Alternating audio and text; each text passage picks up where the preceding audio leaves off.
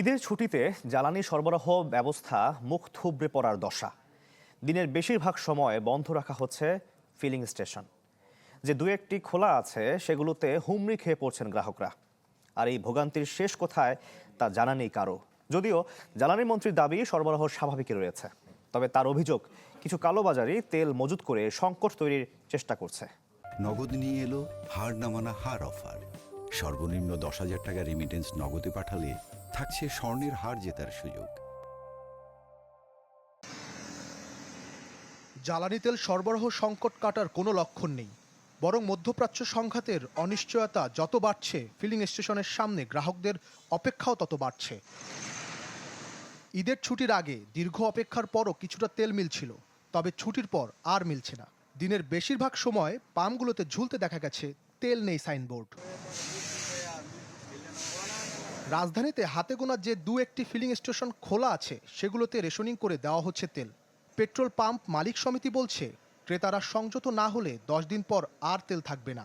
কালকে রাত্রে 11:30টার সময় আসছি, 11:30 থেকে এ পর্যন্ত এখনো সিরিয়ালে আছে। তেল কোনো পাম্পেই নাই, বাট সরকার বলছে আছে, বাট ফিজিক্যালি আমরা কোথায় যেয়ে পাচ্ছি না। আমি সারা রাত এখানেই ছিলাম, এখানে সারা রাত হাঁটাচলা করছি, ওনাদের কাছে জিজ্ঞেস করছি, ওনারা বলতেছে আগামীকালকে মানে আজকের দুপুর 2টার পরে দেবে।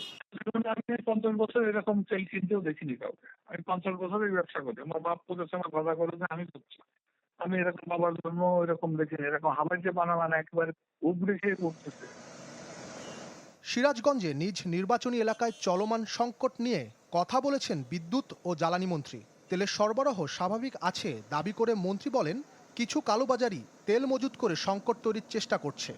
তেল সরবরাহ সবসময় আছে এবং আমি সারা দেশের আমাদের জেলা প্রশাসক, এসপি এদের সাথে কথা বলেছি, তারা মনিটর করছে। তবে এই যে হঠাৎ করে বেড়ে যাওয়ার মধ্যে দুর্নীতি আছে এবং সেটা ব্ল্যাক মার্কেটিং হচ্ছে। আগামী মাসে সমুদ্রপথে আমদানি করা 14টি জ্বালানি তেলের জাহাজ আসার কথা আছে।